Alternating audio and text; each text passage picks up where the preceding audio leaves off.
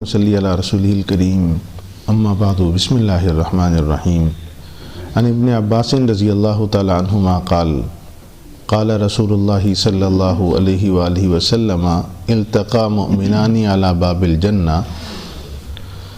حضرت عبداللہ بن عباس رضی اللہ تعالی عنہما سے مروی ہے، فرماتے ہیں کہ حضور نبی کریم صلی اللہ علیہ وآلہ وسلم نے ارشاد فرمایا کہ دو مومن جنت کے دروازے پر ملیں گے، مومن غنی و مومن فقیر کانا فی الدنیا، ایک مالدار مومن اور ایک غریب مومن جو دنیا میں تھے۔ فادخل الفقیر الجنہ وحبس الغنی ما شاء اللہ ان یحبس، فقیر کو غریب کو جنت میں داخل کر دیا جائے گا اور غنی کو جب تک اللہ تعالیٰ چاہیں گے وہ روک لیا جائے گا۔ ثم ادخل الجنہ، پھر اس مالدار کو بھی جنت میں داخل کر دیا جائے گا۔ فلقیہ الفقیر، اس مالدار مومن سے فقیر ملاقات کرے گا، فقال، کہے گا، یا اخی ماذا حبسک، اے میرے بھائی آپ کو کس چیز نے روک دیا، کس چیز نے روک لیا تھا وہاں؟ واللہ لقد حبست حتی خفت علیک، قسم بخدا آپ کو وہاں روک لیا گیا اور مجھے آپ پر ڈر محسوس ہونے لگا، ایسا نہ ہو کہ آپ کو جنت کی بجائے جہنم میں بھیج دیا جائے۔ فیقول، تو وہ مالدار مومن کہے گا، یا اخی انی حبست بعدک محبسا فظیعا کریہا ما وصلت الیک، کہ اے میرے بھائی مجھے آپ کے بعد ایک بڑا جو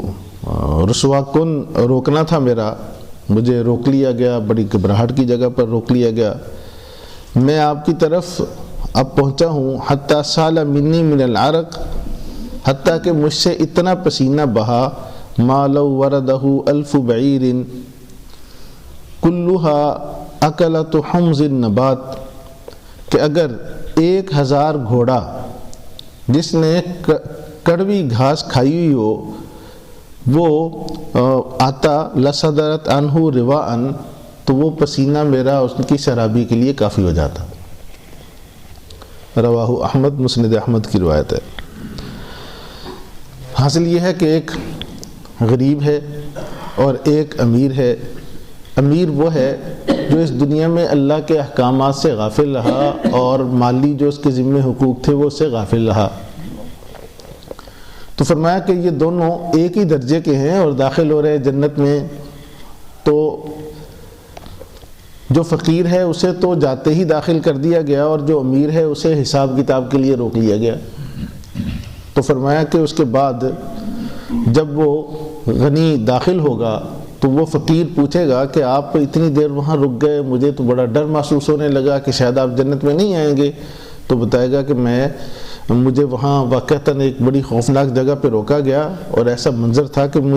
میرا خوف کے مارے اتنا پسینہ بہا کہ 1000 اونٹ گھوڑے جو کڑوی گھاس جنہوں نے کھائی ہو، جس کے بعد پیاس زیادہ لگتی ہے، اگر وہ ہوتے تو وہ جو پسینہ مجھ سے نکلا ہے وہ سارا کا سارا ان کی شرابی کے لیے کافی ہو جاتا۔ حاصل یہ ہے کہ کتنی تسلی ہے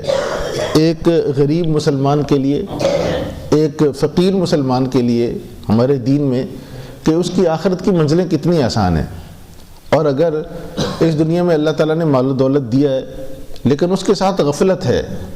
تو یہ اتنا خطرناک ہے، اتنا خطرناک ہے، اتنا پریشانی کا باعث ہے۔ لیکن دوسرا مسلمان جس کو اللہ تعالیٰ نے دولت دی اور اس دنیا میں اللہ تعالیٰ کو اس دولت کا حساب و کتاب دیتا رہا۔ حساب و کتاب دینے کا مطلب یہ ہے کہ وہ زکوٰۃ کا اہتمام کر رہا ہے، صدقۃ الفطر کا اہتمام کر رہا ہے، ایک ایک پیسے کو اس کا حساب کر کے وہ دے رہا ہے، تو یاد رکھو یہ دولت اس کے لیے وبال نہیں ہے، اس کے لیے رحمت ہے، جیسے کل بھی عرض کیا تھا۔ لیکن ہوتا یہ ہے کہ جتنی دولت بڑھتی جاتی ہے ہرس بھی بڑھتی جاتی ہے اور تنگ دلی بھی آتی جاتی ہے کہ میں خرچ کروں گا۔ اب دیکھو ایک آدمی نے لاکھ کے پیچھے 2500 زکوٰۃ دینی ہے اور ایک آدمی نے کروڑ کے پیچھے 2.5 لاکھ دینی ہے، تو وہ کتنا مشکل ہوگا اس کے لیے کہ 2.5 لاکھ ایک دم سے دے دوں، اتنی محنت سے کمایا ہے۔ تو 1 لاکھ والے کو 2500 دینا مشکل نہیں ہے جتنا 1 کروڑ والے کو 2.5 لاکھ زکوٰۃ دینا مشکل ہوتا ہے۔ اس لیے